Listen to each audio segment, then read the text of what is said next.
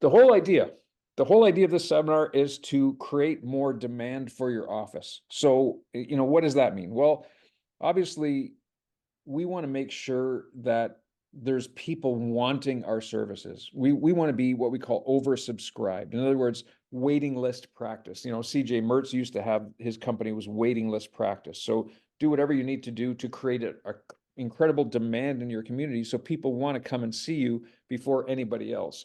We've talked in the past about building a commodity, and a commodity, of course, is something that everybody recognizes as the same. And we want to take our office and make it something that is not a commodity, something that people really want. They're willing to pay extra for it. They're willing to come a far distance for it. They're willing to wait in line for it because you represent something that they desire and something that they want. So this is all about creating a demand for your office. So first, we're going to start with your official capacity. And your official capacity is how many people can you care for and deliver great care and great service so that everybody feels fully engaged in everything you're delivering. They feel happy, they're excited to be there, they're not upset in any way. And this is something that we really want to try to recognize, so that if you consider your current systems, if you consider your current team, what your team does in your office, like their duties and their responsibilities, what your responsibilities are, the amount of hours that you work in a week without changing anything as far as your procedures go, without making a single switch or alteration in what you do. What is your official capacity? In other words, how many people can you see through the week, through the day for that matter, and not get behind, but also not have any spare time. So you're busy consistently, everybody's happy, you're providing great service to everybody. So that's a maximum number of people that feel fully satisfied with the care based on your current procedures. So we talk about supply and demand, and this is again back to grade 9 microeconomics here. And what happens is, and we see this in chiropractic all the time, and you'll see this in your office. When we start to break this down, you'll see this in your office. If you look at the graph with the price up the y-axis and the quantity across the x-axis, so as the supply of what you deliver goes up, in other words, you increase your hours, or maybe you have associates in there, you have more provisions of service than you do demand. What happens is you reach the right side of the graph. And this is where you're not as busy as you want to be, right? And this is not a place where any business wants to be, let alone a chiropractic office. We want to be more to the left side of the graph where the demand is very high and we're working hard to service all the people. In other words, we've got a waiting list. We've got so many new patients, we can't even book them in a short time frame. We have to look in the next week, or we have to look in the next couple of weeks, whatever that is. Or we've built such a great maintenance practice that we're not even in a position to accept new patients. So the demand is so high. And what we can do at these points is we can start redefining what it is we're doing as far as our services go, or the fees that we're charging. So when we talk about our official capacity, so if we've got too much supply, if we have, too much time, right? We must work on demand. We got to fill those empty spots. So that's when we got to start thinking about our marketing. And when I talk about marketing, I'm not talking just about putting more ads on Facebook. I'm talking about whatever you do to increase your visibility in the community. So whether that's going out to do talks, whether that's going out to do lunch and learns, whether that's having more dinners, whether that's having more patient appreciation days, it's whatever you do to increase your presence in people's minds in the community. Because if you've got too much time on your hands, if you find you're spending too much time with patients, if you find that you've got areas in your day or in your week where it's just not as busy as you want it to be, we got to figure out what we need to do in our office to create more demand to match the supply that we have. Or maybe we decide we want to decrease the supply, cut our hours down, make it less accessible for people so we're not standing around. And we're going to talk about strategies to do that as we go through the rest of this. On the other hand, if we've got too much demand, we've got a lineup, we've got people knocking on our doors, this is where we got to start working on procedures and our delivery to increase the supply. All right. So this is maybe the time we got to say, okay, well, maybe I do need an associate in my office. Maybe I do need to hire another team member to start managing some of the things that I'm doing that don't directly pay me money or don't directly bring income into the office. So whether that's hiring a tech CA to help with your examination process, or whether that's hiring a kinesiologist to start doing re-exam procedures that you're currently doing to free up your time so you can be adjusting during those times, setting up for x-rays, delivering care plans to people, whatever that is, start analyzing these things. The time that you spend doing things that is not financially productive to you, because really what pays us money as chiropractors is when we can actually provide adjustments. We have a license to provide adjustments to people, see people chiropractically that our staff can't do. Those are the things we really have to manage our time so that we put ourselves in that position as much as possible throughout the day, throughout the week. So it's training teams, team additions, increasing services, and changing our mindset a little bit. A lot of us, and I've had some conversations with some of you over the past couple of weeks about your current procedures. And are the current procedures that you're doing now, are they serving your purposes? Are they filling you up enough to say, if everything stays the same 3 months, 6 months, 1 year, 2 years, 5 years down the road, if I keep doing the exact same things that I'm doing now, will I be truly happy? Will I be building the practice that I want? If I define my practice as my dream practice, or will I be adding to my income or to my personal wealth as much as I want to if I keep doing the same things? And if the answer is no, then these are good conversations to engage in. How do we start to change things now to work towards that direction? Okay. So is it a point where, maybe I've got a waiting list practice, maybe I need to increase my fees? Maybe if there's not enough time in the week and I've got a lineup of new patients and I'm having a hard time getting them in, maybe I need to increase my fees a little bit. It doesn't mean just work harder with your current model. And this is a trap that many of us fall into, is that we get busy doing the things we do, and all of a sudden we start expanding our time, staying a little bit later, coming in a little bit earlier, working through our lunchtime. Our hours expand, We haven't changed the procedures, and we've just added more time. And we can't build success by just working harder. It doesn't work. Something is going to break, whether it's a team member getting fed up, whether it's yourself, whether it's your relationships breaking down, something is going out of balance. So these are things we have to recognize before they happen, obviously. So here's some examples, and this is what I talk about when we talk about supply and demand. One of the biggest industries, if we talked about an industry that you'd think would be the most profitable industry, you think of the airline industry, and obviously, the cost of a plane, the cost to fly a plane, not just with the fuel and the maintenance and things like that, the number of people needed to organize a flight, whether it's from booking the flight, all the people on the administration side that build the websites, that create the schedules, all the people that are on the ground checking bags and taking tickets and boarding passes and all that stuff, the security people that work in the airports. When you think about the airline industry, it is massive, the number of people that are involved. There's people that are down, loading the planes with all the bags, guiding the planes on the taxiing area. Then, of course, the pilots, the flight attendants. And the airline industry has to have consistent maximum supply. I mean, to be competitive, an airline industry has to be able to fly to as many destinations as possible. They have to have regularly scheduled flights, and then they have to fulfill those flights, because obviously they're going to lose customers if they're constantly late.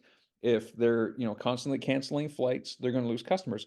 So their supply has to be high all the time, and they have to create prices that are going to create enough of a demand to obviously attract customers so they don't go to their competitors, and to obviously pay for the fares and pay for the expenses that are necessary to run those flights. So you'd think that the airline industry would be extremely profitable because it is such a massive industry.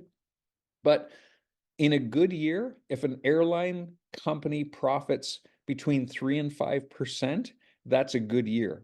In most cases, some of the profits for most airline companies are less than 3%, 3% margin.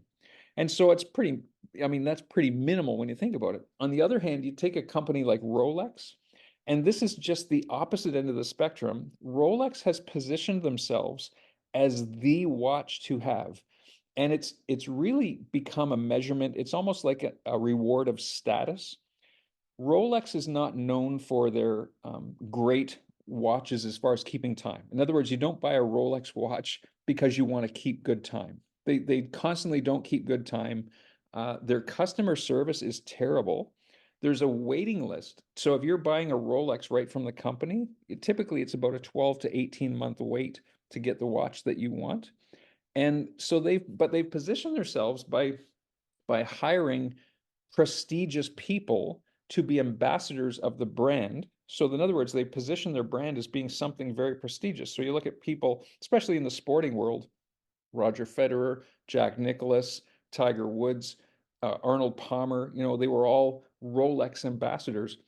So having a Rolex is really a measurement of status. And the profit margin on a Rolex, so the company is actually quite small, but the profit margin on a Rolex is between 70 and 80%. So they've created such a high demand versus their supply, so they're able to dictate their pricing as a result of that. A couple of other ones, coming up in a couple of weeks or a week and a half is the Masters tournament. And the Masters is known worldwide as the most prestigious golf tournament. Well, it's interesting because unless you're in the know of somebody or unless you have some sort of special status, you can't get tickets to the Masters. It's not like you can just go online and buy tickets to the Masters. You have to enter your name into a lottery to get tickets. And then if you're lucky enough to be selected, then there's a hierarchy of those tickets. In most cases, it's just practice round tickets that the general public can get if they've been selected into the lottery. So their demand on tickets to go to the Masters is incredible. It's huge. They got such a high demand. Same with the Glastonbury Music Festival. Have you ever heard of that? This is a music festival in the UK. They market their music festival 365 days a year. They market it and they bring in big name acts. Like it's usually acts like Paul McCartney or Eric Clapton, or they have the members of Led Zeppelin. They have Robert Plant. They have Jimmy Page come and play. So they're very prestigious artists that come and play at this. There's only 150,000 tickets, but they market it all year long on a waiting list. So the only thing that you can do is sign up for the waiting list. They get close to 1 million people on their waiting list, and then they have one day where they release the tickets. And that one day, those tickets sell out in usually in less than 10 minutes, 150,000 tickets. So they have created such a demand for things that they don't need to worry about supply. It's just all the marketing has created this huge demand. So these are marketing concepts that I want us to think about as far as our office goes. And we're going to talk about some strategies on how to market our office to start to increase demand where people really want to come to and want to stay at. This is another example here. This is the Cybertruck from Elon Musk, and everybody knows who Elon Musk is. The interesting thing about Elon Musk is that when you say Elon Musk's name, the first thing you think about is his car brand, which is Tesla, of course, and this is the Tesla Cybertruck. Well, it's interesting because Tesla has about 10 million followers, but Elon Musk has about 100 million followers. So he has built a personal brand that far exceeds any of the businesses that he has grown or that he is the CEO of. And again, this is a good marketing technique for you guys, is that what's really important is that you become very well known in your community for who you are, and that drives your practice. So when people know you, they trust you, they're willing to come to you no matter what type of service you provide, no matter what you do, no matter what you are promoting. If you have a good personal brand and have created trust with people, then they're willing to follow you and potentially buy from you whatever it is you're selling because of the trust you've delivered. Elon Musk could start pretty much any business that he wanted to start, and it would be successful because of the personal brand that he has grown. So this Cybertruck, before they even released it, uh, he set out a waiting list, and he said, this is what I'm doing, this is the concept of it, whoever wants on the waiting list. And he actually charged $100 to join the waiting list. It was a non-refundable $100. It would go towards the cost of the truck. And there was 1 million people that signed the waiting list, so it raised $100 million before this truck even went into production, just basically because it created such a demand. Transparent demand. And this is where it starts bringing into what we do in our office. And I'm going to talk about a couple of strategies here that I think you're going to find are going to be very, very helpful for you. So look at this. This is an ice cream truck on a hot weekend day at some sort of a festival. And it just so happens that it's the only ice cream truck. So obviously you see the lineup of people wanting ice cream. This is what we call transparent demand. Everybody can see that there's a huge lineup, right? So what we call transparent demand allows people to know, hey, this is a popular thing. And that drives people's intention to want the thing that much more. The same thing happens in your office. So when people come into a busy office, they look around and see all the other people and go, wow, this chiropractor must be doing something right because there's so many people. But listen, the other thing happens when you have a new patient coming into an empty office, when you have any patient coming into an empty office, their mindset, and don't kid yourself, their mindset is, why is there nobody else here? And there's these things that customers go through in their mind, or patients go through in their mind, thinking, am I truly in the best chiropractor's office? Or am I truly buying the best product if I can see nobody else really wants it? So transparent demand here is that, all these other people can see that these people want ice cream. Obviously, it's a hot day. It's not like, and think about this, if there's somebody at the front of the line and they say to the person that's in the ice cream truck, hey, do you think I can have a discount on my ice cream? What do you think the ice cream vendor is going to say? Like, are you kidding? Can you see the lineup of people behind you? In fact, they're probably in this situation best to even raise their prices because everybody else is going to pay them. So this is the kind of thinking that I want us to have in our office, is we want to create this transparent demand where there's lots of people there. Our official capacity is as full as we can. We're giving great service. People aren't waiting a tremendous amount of time, but it's okay if they wait a little bit of time. They understand that. It's better to go to somebody who's in high demand and have to wait a little bit than go to somebody who has no demand and get right in and right out. So you're going to have more people wanting to go to the best person. So these are strategies here to create demand in your office. So, we talk about a waiting list, and it could be a waiting list for lots of different things. You could start a waiting list to say, okay, well, maybe we're going to start a nutrition program in our office. And you can maybe market this to all of your people, whether it's through an email list, or an email marketing campaign, or you could put flyers up or put all your whiteboards. Hey, we're starting a doctor-guided weight loss program. Dr. Brian's starting a doctor-guided weight loss program. If you're interested in joining the group, here's a waiting list to sign up on. And you see what type of demand that's going to get. And by the time you launch the program, you've got 20, 30, 40 people on that list, and you can decide how you're going to do it. Whether you do an online webinar, whether you do a class in your office, whatever you decide to do, but you've already created that big demand. And you could even say to people, hey, there's already 20 people on the waiting list. We're only accepting another 5 more. We're only accepting another 10 more. So it creates that transparent demand. It could be something like offering new technology. Maybe you're getting, a new Insight subluxation station in your office, or maybe you're getting a new digital X-ray, or maybe you're getting a decompression table, or maybe, whatever that is, you start to create that demand by sharing it with your group, by marketing it to your tribe, if you will. So people get excited about it and then create that waiting list to say, yes, I'm excited about it. I'm on the waiting list. You could create a discussion group.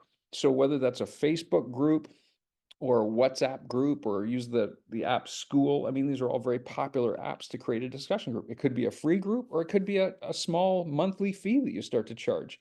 And maybe in your discussion group, you start talking about, oh, things like raising healthy children outside of the medical model. You could start talking about the medication of the week, and actually help to start to educate people on regular medications. And that's honestly, I'm going to say that's probably one of the best things that you can do because they're going to have family members or they're going to have neighbors or people at their church that are taking these medications, especially the common ones that you see advertised on TV all the time.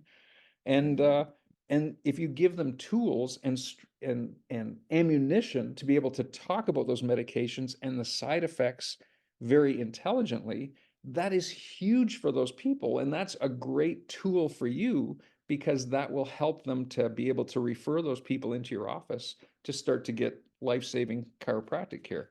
It could be a philosophy or prayer group. You could decide to do that, or maybe it's a dinner talk. You can share new ideas at your dinner talk, or do a talk on heart disease, or do a talk on cancer, whatever that might be. You can do a Zoom event, and that's become very, very popular with webinars and workshops to your office. Again, to create some excitement, to create some energy in your office. These are, again, things to help keep people engaged and increase the demand. And the last one is a scorecard or a questionnaire. People love scorecards, especially if it's a scorecard to say, hey, how healthy are you, or how what is your chance of getting cancer? And these are little ways that you can help people to understand, are they living a healthy lifestyle? And people love this stuff. And again, that creates more demand in your office. So the limbic system in your brain is your filter. And this is what helps people to filter out all of the unnecessary stimuli through the day. So let's just say you're walking down a busy street in your city, and there's all kinds of people you're walking by.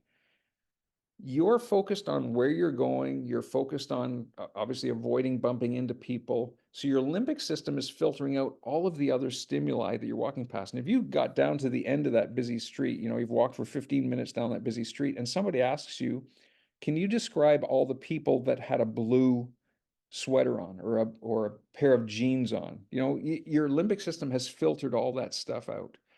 So what we need to do, and this is what happens in your office, because if we just have the same thing going on day to day and we don't have exciting new events happening on a regular basis, whether it's weekly or bi-weekly or monthly events, at least something for our team to look forward to and prepare for, something for our patients to look forward to and prepare for, people get bored and their limbic system takes over and they start to filter out a lot of the things that they need to do to stay healthy. And all of a sudden, you become one of those things.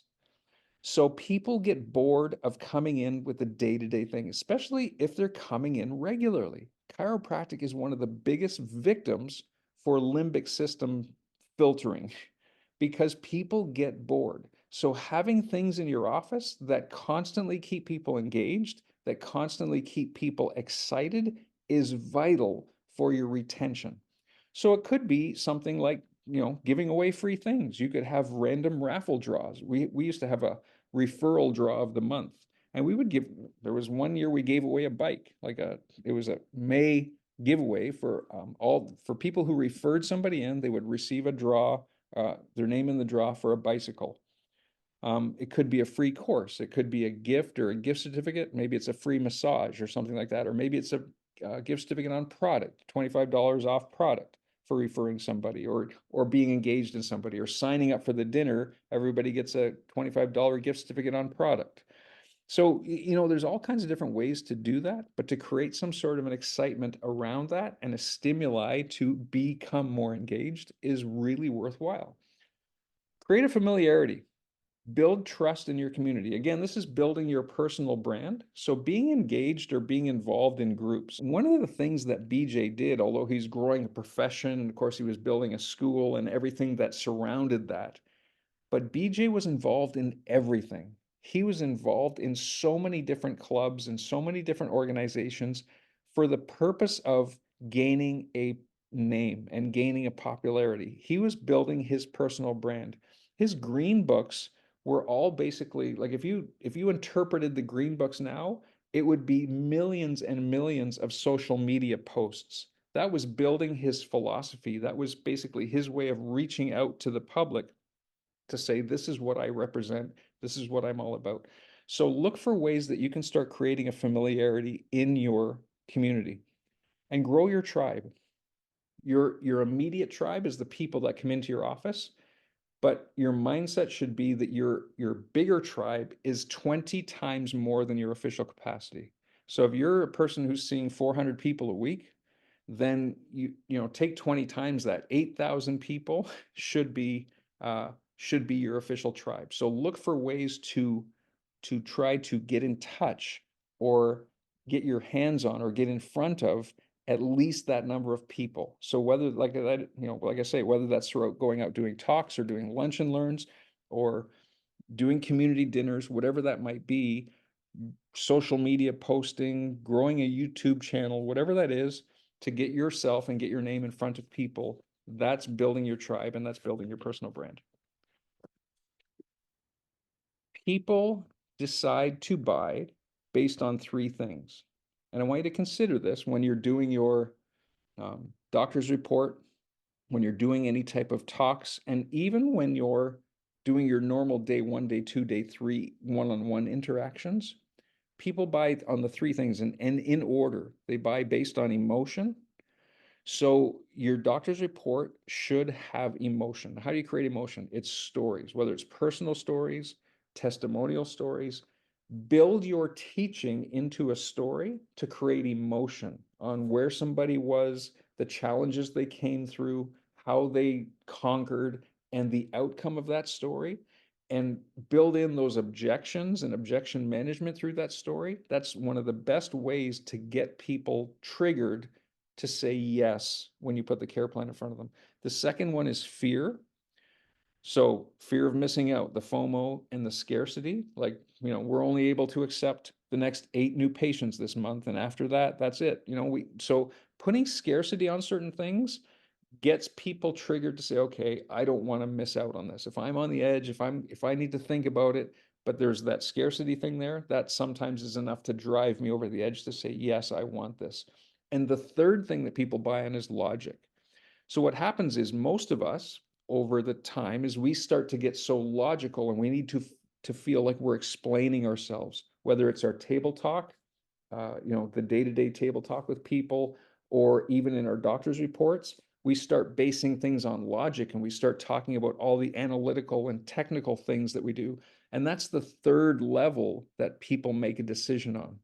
So I'm going to suggest to you guys is look at the way you're communicating and bring back the emotion into your communication, bring back some scarcity into what you're delivering before you're constantly talking about logic.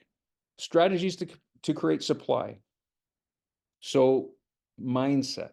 One of the things we really, really need to think about is mindset is that, and I mentioned this earlier, is if you want to receive a different outcome in your practice, if you're not 100% happy on the way that your practice is going, on the number of people that you're attracting, on the number of people that you're converting, on the number of people that you're seeing, or the income that you're making, or the hours that you're working, or the outcome measurements that you're achieving, the results that you're achieving, it's time to start thinking differently. It's time to start putting some different things in place to start to achieve those different results. We can't just follow a model that is creating not what we're 100% happy with, right? And many of us are trying to follow a model, but we're not putting 100% into that model. And I know a lot of us do this with corrective care. We'd love to have a corrective care practice, and it's not until we fully commit, and I know Corey talks about this all the time, it's not until we fully commit to that corrective care practice and mark our x-rays the way that they're supposed to be marked, and then put our day 2 x-ray in there, and then put all of the spinal correction pieces in and monetize our home care kits and monetize our therapies in the office and our correction protocols in the office. Until we start to do that, we don't really get the full results, and we're kind of working, halfway. So start thinking differently on these things. Train your team to do everything. And this, I can't say this enough, you guys, is that you should be spending as much time thinking about your training and training, planning your training, as you are adjusting. Like, seriously, it's more important to train your team and make sure your team is on fire and make sure your team is so well trained, because that will come back tenfold in your results, in everything in your results, with the number of people you retain, with the people you attract, with the referrals you get, with the financial gain that you have. It's going to come back tenfold. Look for anytime you can have a group event to save yourself some time. I know a lot of us get stuck in these one-on-ones and we feel very comfortable in the one-on-one situation and we're getting great results in the one-on-one. But if our goal is to really see people's lives change, I remember an associate came and applied to our office years ago, and super nice guy. A little odd. He actually, funny thing, he showed up in toe shoes for my first impression interview. He wore a pair of pants and he had those toe shoes on and a t-shirt. Super nice guy, and I don't judge him for that. I just thought that was a little odd. And I remember on his email, which I thought was really interesting, his signature on his email was changing the world one adjustment at a time. And I thought, well, that's cool. Like, I mean, it sounds good. But then I asked him about it and I said, well, how are you going to do that? Like, if you're only doing one adjustment at a time, how are you going to do that? He goes, well, I just got to work. He goes, I just got to keep working harder. I thought, so let's be realistic in what our goals are and what our dreams are, and then putting those procedures in place to try to match those goals. So that's why I say having group events, if our goal is to change our community and see our community a healthier place and off medications and under chiropractic care, we need to start thinking bigger.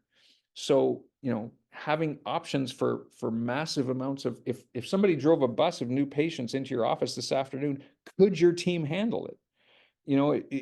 So if you had 40 new patients come in this week and you had to do a DR, would one DR do it? Or do you have to put more DRs in through the week? So anytime you get a chance to do group events, whether it's a doctor's report, a resign report, nutrition classes, home care classes, dinners are a great time to share your mission and share your purpose and get people under your tribe. Those are great things to have. And I would encourage that. And I've talked a lot about these lately, is implementing dinners, because a dinner driven event, and I know Brian will back me up on this one, is one of the best things you can do to create retention in your office. When people come to a dinner, they get the mission and they almost feel a sense of wanting to give back to you. So it's very rare that people who come to regular dinners will leave your office. They get highly engaged in being part of your tribe. And again, booking procedures to show transparent demand. We used to have, when we opened up on Saturday, we all talked about as a team of, what hours should we open up? Should we make it, should we open up at 7 and get the early birds and then stay till noon? Should we have 4 hours, 3 hours, 5? I said, no, let's open up. We'll say 9 o'clock. Let's just have 9 o'clock. So people that are booked for Saturday, what time is available? 9 o'clock. And we would seriously book 50 or 60 people at 9 a.m. on a Saturday. And some would show up at 8:45 and some wouldn't show up till 9:15 or 9:20, but it would be a busy place in that time. And everybody would look around and go, okay, but it's Saturday. Nobody's rushing off to work necessarily. It was a busy day. It would be great energy in the office. We had staff members that would keep it very light and really keep people engaged. It was a fun hour, and sometimes we'd be there for an hour, hour and a half, by the time we saw everybody and got everybody done. But it was a fun time. But that created that transparent demand that, oh, what a busy place this is. What a fun place it is to be on a Saturday morning. People would meet each other. Patients would talk to each other. It was a really fun thing. So I would encourage you guys to look at situations where you can do something like that, where you purposely book in a shorter time frame. It keeps, so, and this is the other thing too, many of you are booking in a way that people have 5 or 10 minutes with you, and you have no out. There's nobody waiting for you. So what, you're not busy, so they take the opportunity to talk to you and ask you all kinds of questions that get you off your game. So limit those times that people have. They're there for the adjustment. Let them have the time for the adjustment, and they can see when there's other people waiting for you that you have to leave. They don't, there's always going to be that one that says, I know you're busy, um, but that's going to be less and less as you create that transparent demand in your office. Last thing is just think differently. So if you want to create more patients, if you want greater collections, if you want greater wealth, if you want more time, you need to start thinking differently. And I have talked to a couple of you, and I know a couple on this line right now that are at a point where you can't even market. Like the thought of adding marketing in is, and getting more new patients in, your team would pull their hair out. You don't have the time to put them in. You're understaffed. You couldn't handle it. You're getting enough referrals. So that's great, but something's missing there. If you've felt you've reached your official capacity, but you're still maybe not seeing the numbers that you'd like to see, or not collecting the amount of collections you'd like to have at the end of the month, or not making the difference in your community that you feel you'd like to make, just because it's reached a balance point, or it's reached an official capacity that works for your life right now. Let's start talking about how that can change, how your procedures can change to allow your office to be more efficient, to allow your office to be more profitable, and give your office a greater outreach, because there's always ways to do that.